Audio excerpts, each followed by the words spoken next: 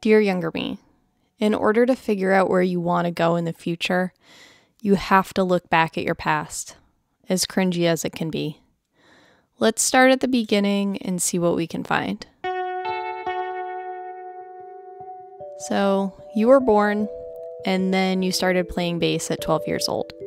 The stuff in between doesn't matter to this video, plus it's all covered in the podcast. Wait, what podcast, you ask? Oh yeah, Dear Young Rocker, the podcast about your life. I know, mortifying. We'll get to that later though. So anyway, you start playing in bands at 14, and for the first time you feel actually plugged into life and connected to other people, instead of like you're just floating through some weird dream. You now have a solid place and a purpose to bridge the gap between the drummer and the guitar. You have a way to talk to other kids. Music becomes your life. When you played, you didn't hate having a body. You actually enjoyed using your body. And your mind stopped killing you and feeling like a mess. Instead, it felt like it was moving in perfect sync. Your inner world changed from dark chaos to this perfect orderly place for the 3 minutes of a song. But things turned bad. The band eventually broke up. I know you want to dwell on the things that went wrong back then and imagine what you could have done better, but nope, sorry, we're moving on. So you go to college and try to be a biology major for a semester, but it doesn't work out. So come spring, you're a music recording major. You love learning the technical part of creating music. Cutting tape with a razor blade and spending hours that feel like minutes learning to manipulate sound in a studio. During this time, you make a few videos of yourself playing bass along to funk songs and post them on this newish site called YouTube.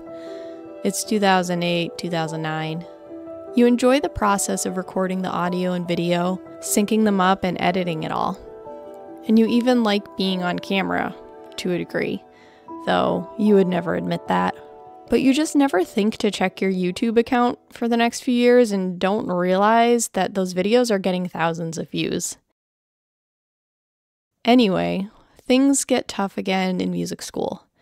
You lose confidence in yourself and you drop the major and renounce music for real this time. Depression takes over again. Flash forward again and you take a college writing class that changes your life. Next thing you know, you're in grad school for creative writing. As much as you loved music, telling stories suddenly feels just as important, maybe more. Just like finding music, falling in love with writing has pulled you out of a depressed period of feeling directionless. Again, you feel connected to the source of the universe and life on this planet as you create worlds with your words. But you don't know what to write your thesis about. You really haven't played bass since high school, at least with anyone else, but for some reason, you suddenly really want to write about it. Something about that story makes you angry, and you need to find out what that is. You start writing a memoir called Bass Player, and it's what will become Dear Young Rocker, the podcast that will define the next era of your life. You spend hundreds of hours in your bedroom, specifically the closet, in the house you share with 5 other people. You recreate the sounds of yourself falling in love with playing bass and joining your first band. And you talk to your younger self. You tell yourself all the things you'd wished you'd known back then. After perfecting your first episode, you finally get up the nerve and hit publish on Apple Podcasts. You blast it out into the world and share it with other people, and guess what? They love it. Hundreds of people write to you to tell you what your story means to them, and millions more listen to it online. Dear Young Rocker is born.